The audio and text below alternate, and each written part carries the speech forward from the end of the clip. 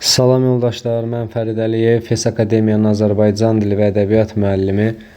Bugün sizlərlə sertifikasiya dəstək məqsədi ilə növbəti sual izahlarına baxacağıq. İlk sual belə idi ki, İskəndərnamə poemasındakı Dara, Feyləqus, Pələngər obrazları üçün ortaq cəhəti müəyyən edin. Yəni, hər üç obrazla bağlı ortaq xüsusiyyət bizə lazımdır. A variantında deyir ki, xalqı ədalətsiz müharibələrə sürükləyən hökmdarlardır. Xeyr. Bunu biz Feyləqusa aid eləyə bilmərik. Ona görə A variantı yanlışdır.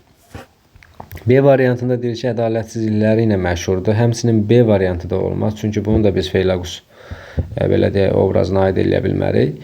C-də deyir ki, xalqının böyük rəğbətini qazanmış hökmdarlardır. Bəli, bunu Feyləqusa aid eləyir, amma digərlərinə aid eləyə bilmirik. Eyni əsrin hökmdar surətləridir. Bəli, həm Feyləqus, həm Dara, həm də ki, Pələngər eyni əsrin hökmdar surətləridir. Ona görə D variantı testin doğru variantıdır. Ölkələrin azad və xoşbəxt yaşamasına nail olmuşlar. Bunu da Feyləqusa aid eləyə bilərik. Digər obrazlara aid fikir deyil. İkinci sual, nöqtələrin yerinə uyğun gələn bəndi müəyyən eləyin. İnsan övladı deyir, məğlubiyyət üçün yaranmayıb. Onu məhv etmək olar, məğlub etmək olmaz. Fikri hansı əsərdən qısası hansı obraza aiddir, onu seçməliyik. Bu fikirdə bildiyimiz kimi Ernest Hemingway'nin Qoca və Dəniz əsəri ilə bağlı bir fikirdir. Santiago obrazına. Ona görə elə A variantı olacaq. Yəqin ki, əsərlə tanışdığınız var. Santiago'dakı obrazlar hansılar idi? Santiago idi, Manolin idi ki, Manolin kim idi? Onun şagirdi idi, yanında belə deyək, səfər yoldaşı idi, balıqçı dostu idi. Amma bunlar 84 gün deyək ki, uğursuzluqla qarşılaşır və Manolin ailəsi neyniyir? Manolini Santiago'nun yanından uzaqlaşdırır ki, Santiago'ya deyək ki, uğursuzdur deyir.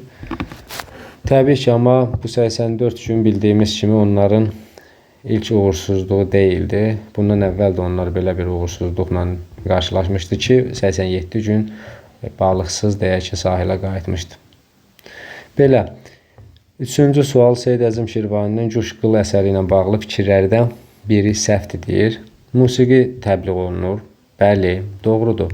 Rəvayətdən istifadə olunmuş. Bəli, bu da doğru fikir əməl bəhrindədir.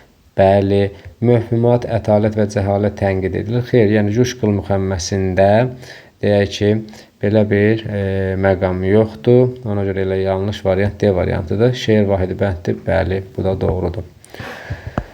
Növbəti sual, dördüncü sual. Mirzə Fətəli Axundzadənin Aldanmış Kəvakib povestinin əsas ideyası nədir? Təbii ki, münəccimliyin tənqidi deyildi. Daha sonra yaltaqlığın və ikiyüzlülüyün tənqidi, bu da deyildi. Möhümat və cəhalətin tənqidi, bəli. Möhümat və cəhalətin tənqidi, xeyr. Bunu da götürə bilmərik. Mütləqiyyət üsul idarəsinin tənqidi, bəli, götürə bilərik. D variantı. E variantına deyir ki, avamlıq və mədəniyyətsizliyin tənqidi, təbii ki, E variantı da olmaz. Daha sonra növbəti sual, 5-ci sual, Mirzə Ələkbər Sabirin Neylərdin İlahi şeirini ərzun hansı bəhrindədir? Təbii ki, bildiyimiz kimi bu da Həzəc bəhrindədir. Rəcəz yox, yəni Rəcəz ayrı bəhirdir, Həzəc ayrı bəhirdir.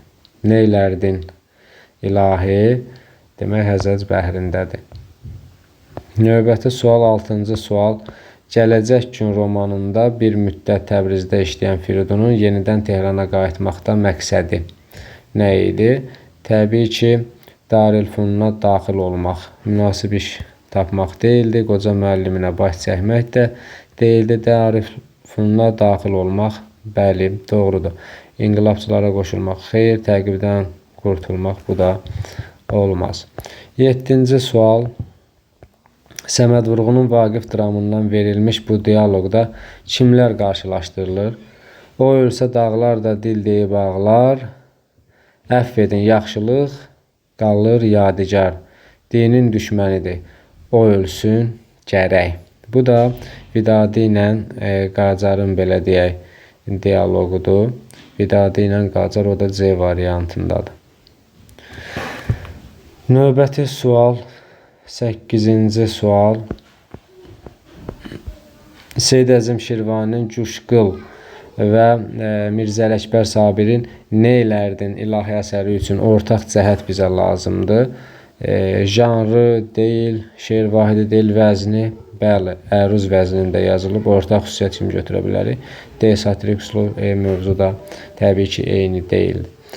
Daha sonra 9-cu sual. Hansı əsərdə remarkadan istifadə olunur? Təbii ki, dram əsəri olmalıdır. Fikir versək, burada deyək ki, Xurşidbanu Natəvan əsəridir. E variantı. Növbəti sual 10-cu sual. Nümunədə hansı bədii təsvir vasitəsi işlənmişdir? Aynəbənd evlərin eyvanı sərin, yuyunur qoynunda al şəfəqlərin. Al şəfəqlərin, Aynəbənd evlərin eyvanı sərin, yuyunur qoynunda. Yəni şəfəqlərin qoynunda evlərin eyvanı sərindir, yuyunur al şəfəqlər. Yuyunması təbii ki, köçürmədir. Ona görə elə B variantı bizim testimizin doğru variantıdır. Belə yoldaşlar, bu qədər. Sağ olun.